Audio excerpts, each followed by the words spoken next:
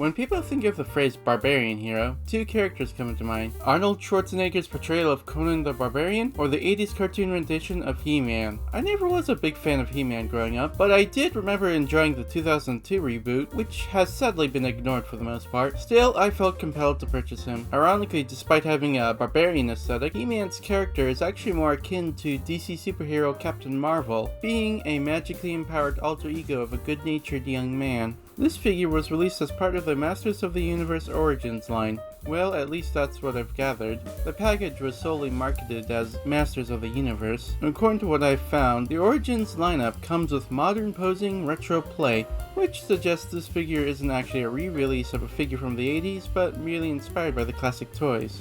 For more experienced He-Man fans may laugh at my confusion, but to be fair, a lot of people would mistake this figure for the original toy. As for appearance, well, it's classic He-Man. You've got the bright blonde hair, the Filmation beady eyes, the hella sauce red iron cross, the furry barbarian loincloth that kinda looks like swimming trunks, and ridiculously oversized upper torso.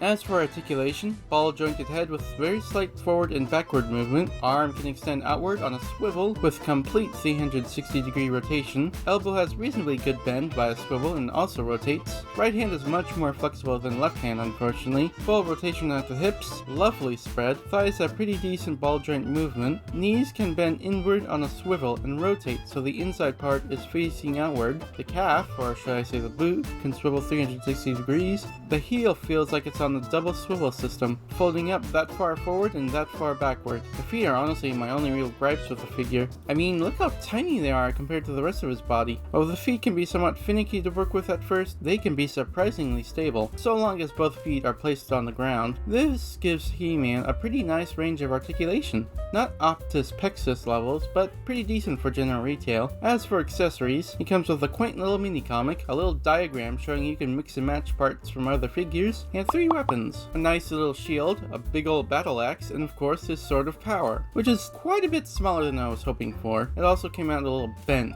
being made out of soft plastic for safety reasons. Due to the shape of his hands, He-Man can only hold a weapon in his right hand and a shield in his left. Size comparison: Siege Prime, Studio Series Grimlock, and King Goji. Despite not being a Masters of the Universe mega fan, I can't help but appreciate this figure. Its posability isn't anything to write home about, but it's still way better than I was expecting. And I just love the 80s toy aesthetic, even though I didn't really grow up with He-Man, or in the 80s. I definitely would recommend this figure to anyone interested in toy collecting, or that used to have He-Man toys as a kid. As for Masters of the Universe mega fans, I don't think I'll need to influence you to buy this figure. Chances are you already own it. Thank you so much for watching. A like and subscribe would be appreciated. I not only review toys, but I also live stream video games. You can catch me every Sunday and Monday, 6 p.m. to 9 p.m. Pacific time. This is Nektock, signing out.